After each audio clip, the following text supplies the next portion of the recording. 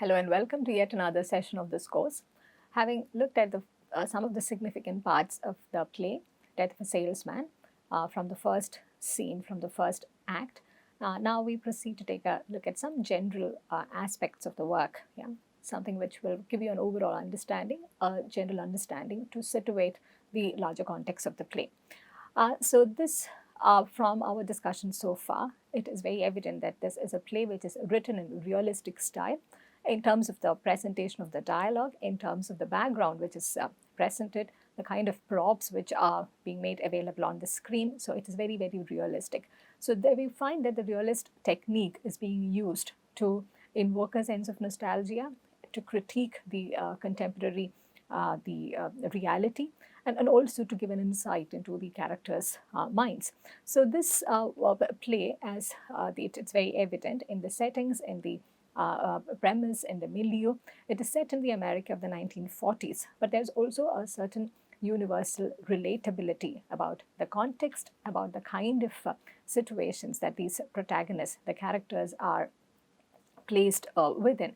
So, despite the particularness of the location, despite the particularity of the location, we find that there is a universal element in that as well, universal element in terms of relationships, in terms of human psychology, in terms of this diverse effects which come in from the society and certain kinds of pressures that operate from within families. So there is a universal relatability about it despite the specific location within which the play is set.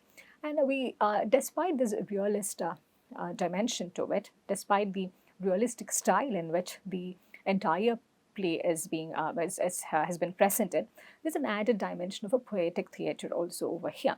So this is something we find that Arthur Miller continually experiments with, not just in this play, in a number of his other plays. So we find that he follows the realist tradition, but without losing the poetic element. In fact, the heightened effect of the dramatization is achieved in this fine blend, we may say.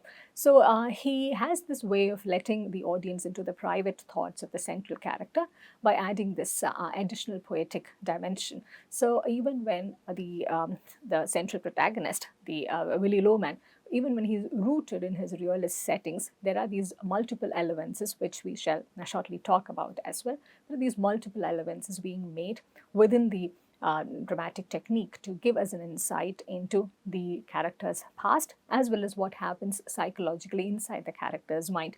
So all the props, all the dialogues, the other characters and the various events which are being brought together, they are all there to heighten this dramatic effect, which is realist as well as poetic at the same time. So incidentally, the first title of this play that Arthur Miller chose for this was inside his head, to heighten that also heightens the kind of psychological aspect this play is pursuing. So Death of a Salesman is largely about the so Death of a Salesman is also about the psychological dwellings of the central character who are trapped within certain kind of realities from which he seeks to escape through these different techniques of remembering, through these different techniques of nostalgia, by dwelling on the past in certain ways that also becomes very fatal to the character. So there is a certain technique that we find Arthur Miller employing throughout this play. Time switches.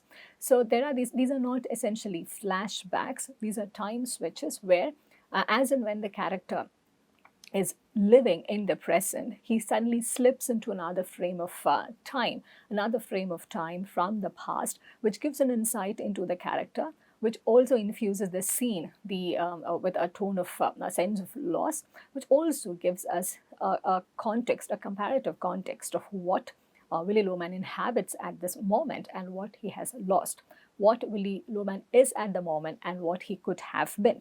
So these time switches frequently occur in Willy's mind, and the beauty of this play is that the dramatic effect of this play is that the audience are also privy to this switch. The audience are able to engage with these different switches, these different events, these episodes which happen in different time periods in Willy Loman's life without affecting the quality of the play. So it's very seamlessly woven into the narrative of the play without really affecting the flow of events, without affecting the dialogue, without affecting the plot.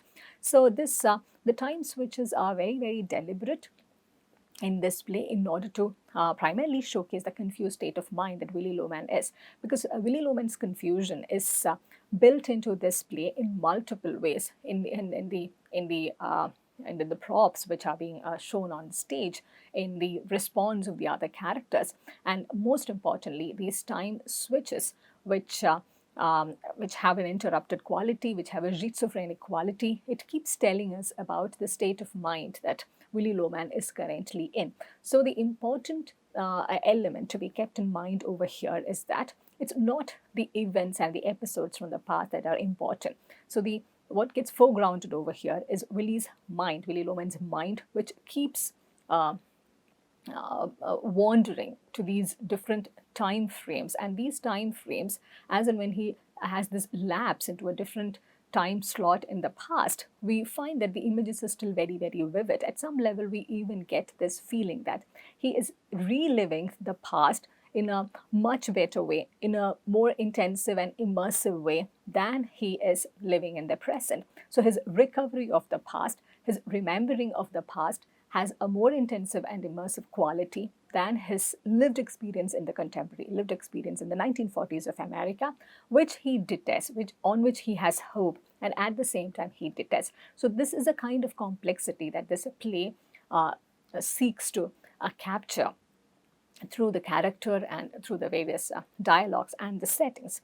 So Willy keeps slipping back in time quite constantly. This is very evident right from the first scene when we realize that he thinks he is driving a Chevrolet, but he is not. And when he is driving across and he is lowering the windshield and he thinks he's in the countryside. So there are these different kinds of images from the past which will keep coming back to invade his present. And that also has a fatal quality to it, as his family members realize, because he has been involved in a number of car crashes, as we realized right from the beginning when his wife Linda and later on his sons expressed this concern.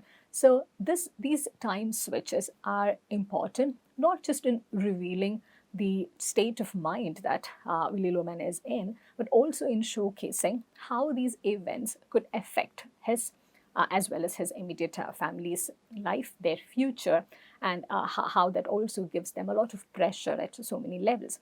So the mood changes that Willy Loman experiences, it's also because of these slipping back in time, this constant slips that he has, this constant time switch that keeps happening in his mind. So when we closely read through the play, we realize that more often than not, it is not something which happens in the contemporary. It's not something which happens in the present that affects Willy Loman, but it's a comparison with what had happened in the 1930s, about what had happened when Happy and Biff were growing up. So it is this compare and contrast mode that gets triggered when this time switch happens. That is what primarily confuses him. That is what primarily affects his mood in very, very significant ways. So sometimes we find the play employing a certain kind of a double time switch, where there is a time switch occurring inside a time switch. So Willy Loman is placed in 1940s, particularly 1948. We'll quickly take a look at the timeline of the play as well. So when he is thinking about a certain episode in 1930s, he also remembers how he had a memory of something from a past which is even before 1930s. So there is a double time switch which also happens within this play to accentuate this quality of confusion, to accentuate this quality of interruptedness in Willy Loman's mind.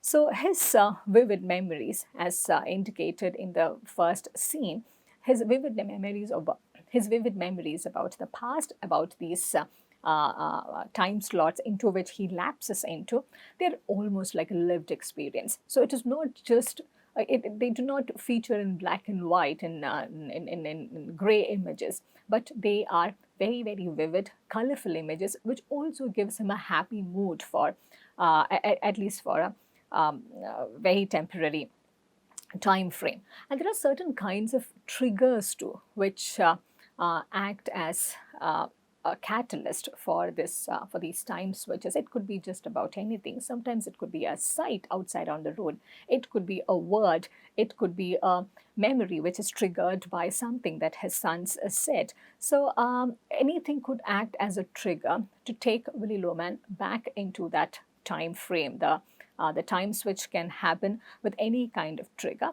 So as mentioned, the fatality of this time switch is what also makes this play more interesting and more compelling, because he even forgets what kind of car he was driving. He even forgets that he is driving when this time switch happens. It's that immersive in its quality that he forgets himself, that he forgets his settings, and he also bounces back to the reality with a different mood altogether. Perhaps what could be the reason for these frequent time switches? So we realize that the reality that Willy Loman is dealing with is a bit too hard for him in terms of his own material success, in terms of seeing his sons successful. We find that it's too hard for him to comprehend, because life has taken a very different turn altogether than what he expected a decade back, or when Biff and Happy were kids in high school. So there was a different kind of promise that the life seemed to hold out to him, and he finds that most things have been shattered now. Most things do not have even a semblance to the kind of expectations that he had out of his life. So, which is why perhaps he chooses to retreat into this happier past, which he knows at some level he cannot access anymore. So, that makes this retreat a very pleasurable event for him, but it also becomes very painful. This time switch also becomes very painful when he comes back to his present. It's painful not just for him, but also for his family members, for everyone who's associated with him. So here we find that Miller is also applying the modern stage techniques to the socialist realist drama, and here we find that there's a way in which the modern stage techniques are being infused into the kind of quality, the kind of realism that Ibsen had brought into stage, that Ibsen had brought onto stage. So as we indicated throughout the reading of this play, or when the play is being staged, there is no interruption in terms of the stage performance. We find that the dialogue, the settings, they are all seamlessly woven in spite of these frequent time switches which happen in Willy Loman's mind. So it might be useful to take a quick look at the chronology of the play to get a sense of the context and the nature of the time switches. So the play essentially tells the story of Willy Loman and what happens in his life in just 24 hours. But in this span of 24 hours, thanks to these different dramatic techniques and the frequent time switches and these thoughts into which Willy Loman as well as his characters find themselves immersed into, we get to know of we get a bird's eye view of his entire life and what had happened. We may not get a glimpse into some of the minor details, such as, you never get to know what exactly Willy Loman had been selling. We do not get to know the nature of the nitty-gritties of his job, except for his discomfort, except for the lack of success. And we find that there are so many gaps in this telling, because it is Willy Loman who's remembering, and there are a number of details that that does not come to his mind because they're not very relevant in his and the scheme of things, the way he sees it. Yeah. So we get to know that in these 24 hours, there are a number of dialogues which are in the present, which will also give us a sense of the action which had raged over a period of time. So in these 24 hours, we get an insight into Willy Loman's and the immediate family members' lives, and how these characters have been shaped and how they have changed, as an after effect of how the society had been changing, how the political changes had been affecting them, and how this sheer domesticity had been evolving through and across these societal and political changes. So we get a sense of time frame which is as distant as the 1870s and 90s. This is the Wild West period where Willie remembers that Willie's father is making and selling his flutes while he is traveling from east to west. So there is a sense of an achievement, there's a sense of a movement that he associates with his father's not really a career, the father's this selling business. So there is a tradition in which he's harping onto. There is a tradition on which he's basing a number of his hopes and his his optimistic view of the future. And that's in 1871 that Ben Lomond, his father, was born. So from these scattered dialogues, from these frequent time switches, we are able to cull out these dates and give a chronology to the various events which have impacted Willie Lomond's situation in the contemporary. So Willie Lomond is born in 1885. That will also give us a sense of how old he is when the play is happening, which is 1948. And there's a reference to the Alaskan gold strike in 1903, about which we will speak a bit more in detail when we look at that aspect in the play. And it's 1912 that Willie joins a Wagner company, in which he is also disappointed because he thinks that his boss was kinder to him than his son who has taken over. So these are some of the aspects which are built into the narrative of the play in a very seamless manner. And it also tells us a lot about this dramatic and this the excellent craftsman skill that Arthur Miller has as a playwright. And the first son, Biff Lomond, is born in 1914, and after 2 years Happy is born. We get a sense of these also from the various minor details which are scattered across the play. And it's only 1923 that this family, Lomond family, moves to Brooklyn. So the opening of the play itself is in Brooklyn in their living room. So that location has a very significant dimension to contribute to this play, because the play opens in a domestic setting and right in the heart of the city in Brooklyn, and it also accentuates the kind of boxed lives that Willie Lomond talks about. So when he is thinking about the Wild West period, of which he has only a received memory through his ancestors, through his father, or whether he is thinking about the glorious roads through which he had driven through in the past, he is rooted in these boxed. He is placed in these boxed lived experiences, whether it's within the car or within the living room. Yeah. So this situation at the beginning, this location at the beginning that he is in Brooklyn is very important. But it's only in from 1923 onwards the Lomond family had moved to Brooklyn, we get to know. And they're also like paying a 25-year mortgage, which also adds to the pressures of the family.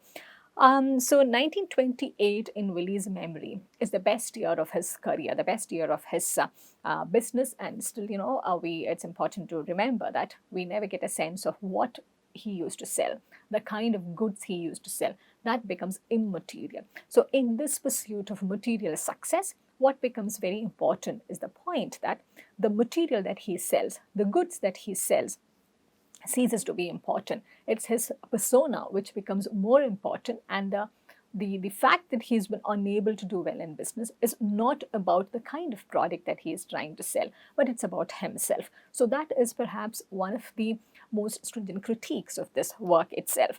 And 1928 in his mind is also the year when he was driving this red Chevy, his red Chevrolet. So that has a very fulfilling notion in his mind, not just in terms of material success, but also in terms of the emotional fulfillment. He used to feel very masculine in the kind of things that he was doing in and around that year, 1928. But by 1931, his world also begins to fall apart when Biff fails to graduate. He drops out of high school and he goes to the West. Yeah, so his this movement towards the West, when he goes to Texas to be a farmhand and experiments in different things, that is seen as a setback. Yeah, so there is nothing glorious about this movement back to this West, which was described as this Wild West period in the 1870s till about the 1890s. So there's nothing glorious about this return to a past. This is not the kind of return that Willy Loman is longing for. So the time switch in this play is very episodic in nature.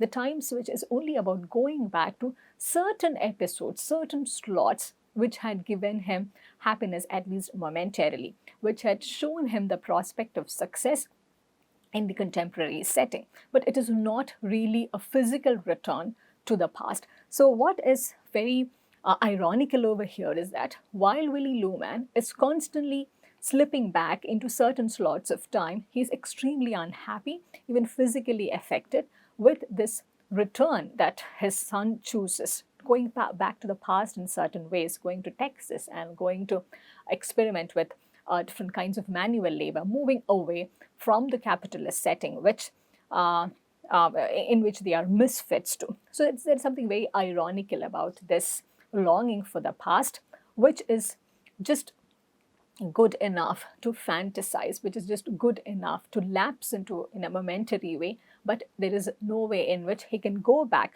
return to that point physically and make a living there. So if we look at the structure of the play, there are 2 acts and there are a number of short sequences which are built into these 2 acts. Act 1 has about 9 short sequences and Act 2 has 10 sequences, and there is no lowering of the curtain between these sequences. That is another dramatic feature that we will notice over here. There's no lowering of the curtain to signify this transition from one sequence to the other, but it happens very seamlessly, because that seamlessness is very important to show the nature of Willy Loman's mind, to showcase his psychology, how even in his mind these switches and these transitions are very seamless. So this confusion gets captured very deliberately, very actively in the stage settings, and then this the movements from one scene to the other, movements from one sequence to the other. So there are 2 kinds of actions too which happen over here. There's a public action which is happening in the present, which is the year 1948, which is the lived experience of Willy Loman and all the other characters. And there's also a private action which happens in remembered time. So sometimes we get a proper sense of where those actions are happening and when those actions are happening, and sometimes we do not. So it would just suffice if we would broadly divide the time periods, the time slots of this play into 2. The public action, which happens as and when the play progresses, which is very live before us, and also the private action, which happens in remembered time. It's mostly the remembered time of Willy Loman, but we find that Biff and Happy also have these conversations, these exchanges, where we get access to the remembered time from different time slots of the past.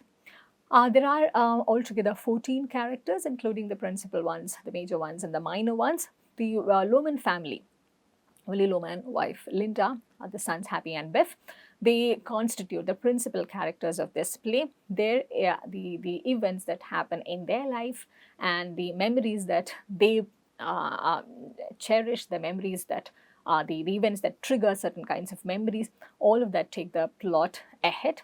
And the supporting characters are Charlie and Bernard, whom we shall be meeting as and when we discuss as and when we go ahead with the discussion of the play. And there is the woman who remains unnamed, who is very important for revealing certain the aspects of the other characters, Howard Wagner, and the minor characters, Jenny, who's Charlie's secretary. There's a young waiter, and the 2 girls, one of which is Miss Forsyth, who's also important to reveal the characters of one of the boys. So these characters we do not find that any of these characters are unnecessary over here. They all contribute directly or indirectly to the play. They all contribute, even the minor characters, they contribute very directly in the shaping, in our understanding, shaping our understanding of the principal characters and what's happening in their lives and what's going on in their minds. So there are a number of themes that this play is taking us through, some of the important ones being the critique of capitalism, which is the most evident, and a critique of the American way of life. And we also find a certain sense of urban-rural divide built into it, and the biases of it, and the way in which material success is associated with certain kinds of certain modes of existence. So family relationships are at the heart of this play. This is something we will continue to explore as and when we are going through different sequences. And there are dreams and there are notions of self-deceptions about honesty and dishonesty. And we find that the play very thoroughly engages with human psychology, whether it is while dealing with Willy Loman's character or with his sons or when the minor characters come in. So this is a study into human psychology as well, the elements of which we will be examining in detail in one of the forthcoming lessons. So what is materialistic success, and how does that mean the way, how does that determine the way in which one leads one's life? That's one of the pressing questions and one of the cardinal themes that this play continues to explore. So with this, we wrap up our discussion for today. And from the next session, we will quickly take a look at the second act and a few selected sequences from the second act as well, which will give us a sense of how the play deals with these different themes and how the time switches become very important in shaping our understanding of the characters and as well as the movement of the plot. Yeah. So we shall be focusing on a number of these aspects in greater detail when we get back to a close reading of the text. I thank you for your time and I look forward to seeing you in the next session.